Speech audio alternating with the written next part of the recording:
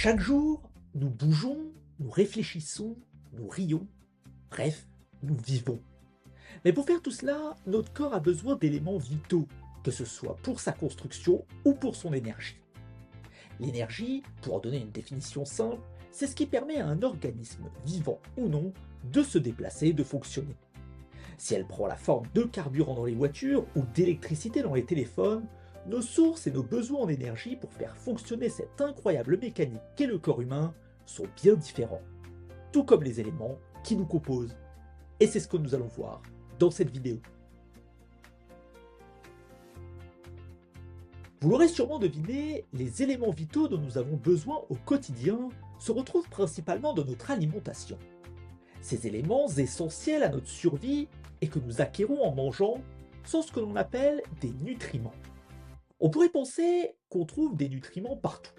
Mais avant de rentrer dans le détail de leur nature, voici une réflexion. Avez-vous remarqué que tout ce qui se trouve dans votre assiette, tout ce qui nous nourrit, provient soit d'organismes vivants, plantes, animaux, soit de produits issus d'organismes vivants, lait, œufs, farine, etc. Il ne nous viendrait jamais à l'idée de manger de la ferraille, du plastique ou de la brique. La raison est simple. Les nutriments que nous consommons et qui sont essentiels à notre bon fonctionnement sont des molécules dites organiques, c'est-à-dire des familles de molécules que l'on retrouve exclusivement chez les êtres vivants. Même si vous étiez capable de manger un mur en briques, il ne vous apporterait aucun nutriment car il n'en contient tout simplement pas. Mais alors, quels sont précisément ces nutriments? On peut classer les nutriments en 4 grandes familles. Tout d'abord, il y a les sucres, appelés en biologie les glucides. Les glucides sont la source d'énergie la plus facile à exploiter pour notre organisme. On en trouve en majorité dans les pâtes, le riz, le pain, les fruits ou encore les pâtisseries. Ensuite, il y a les graisses, appelées lipides. Les lipides jouent de nombreux rôles dans l'organisme.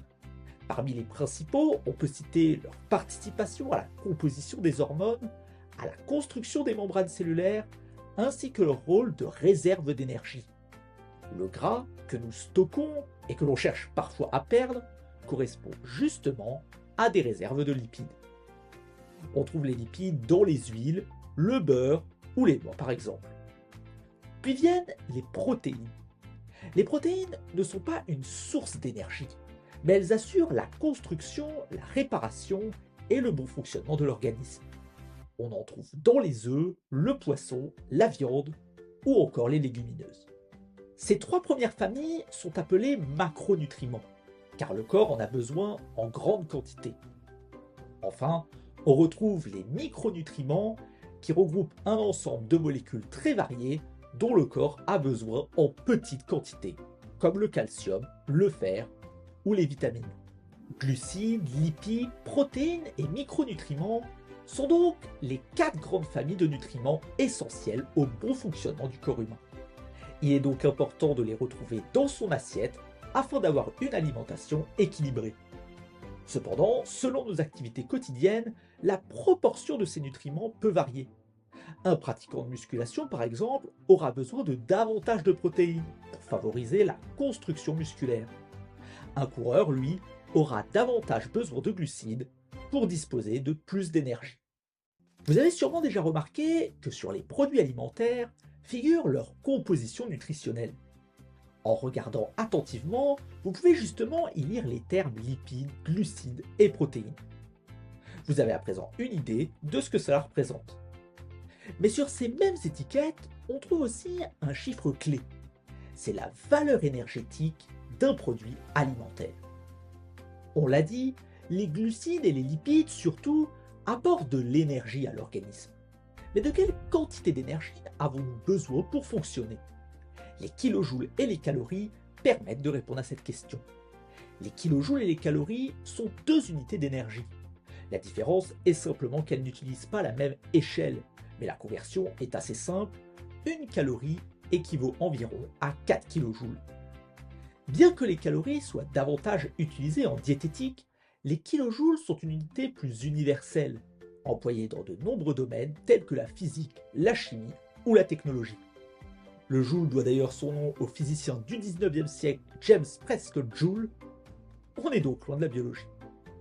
Mais l'intérêt d'utiliser les joules plutôt que les calories est qu'on va pouvoir ainsi comparer nos dépenses énergétiques à celles d'appareils électriques du quotidien. Imaginez que vous fassiez une sieste d'1 heure. Combien d'énergie allez-vous dépenser? Vous pourriez penser que c'est presque zéro puisque vous êtes au repos. Pourtant, un corps au repos est loin d'être un corps à l'arrêt. Votre cerveau fonctionne, votre cœur bat, vos poumons respirent, votre estomac digère. Tout cela consomme de l'énergie. Durant 1 heure de sommeil, votre corps dépense environ 200 kJ, soit l'équivalent d'une ampoule allumée. Si vous marchez pendant 1 heure, la dépense monte environ à 700 kJ, comparable à un réfrigérateur. En courant pendant 1 heure, vous pouvez dépenser autour de 2000 kJ et vous dépenserez alors autant qu'un fer à repasser à plein régime. Au total, sur une journée, un être humain consomme en moyenne 11 000 kJ, soit environ 2500 calories. Tout comme la répartition des différents nutriments, les besoins énergétiques quotidiens dépendent de l'âge, du sexe et de l'activité physique de chaque personne. Un jeune enfant, par exemple, de petite taille, consommera moins d'énergie qu'un adolescent très actif et en pleine croissance. Pour conclure, notre corps est une machine incroyable qui fonctionne sans arrêt. Voilà pourquoi nous devons en permanence lui apporter de l'énergie et de quoi se régénérer à travers les nutriments. Les nutriments sont des molécules organiques essentielles à notre survie et qui proviennent de notre alimentation. On les classe en 4 grandes familles: lipides, glucides, protéines et micronutriments. Même au repos, notre corps a besoin de nutriments, car chacune de ces activités demande de l'énergie, mesurée en kilojoules ou en calories. Un être humain a besoin en moyenne d'environ 11 000 kJ ou 2500 calories par jour. Mais ces besoins varient selon son profil et ses activités. Se nourrir de façon équilibrée et en quantité adaptée est donc essentiel pour le bon fonctionnement et la santé de notre organisme. Bien manger, outre le plaisir gustatif que cela procure, est donc un investissement sur l'avenir, l'occasion d'accomplir plein de choses dans sa journée. Vous venez d'ailleurs de dépenser environ 30 kJ en regardant cette vidéo, soit l'énergie apportée par une noix de cajou. Manger vous a donc permis de voir, écouter, comprendre. La prochaine fois que nous aurons le ventre bien rempli, posons-nous alors la question: qu'allons-nous faire de nos prochaines calories? Merci d'avoir écouté cette vidéo. Si vous l'avez aimée, n'hésitez pas à liker, commenter, partager. Quant à moi, je vous dis à très vite pour une prochaine vidéo.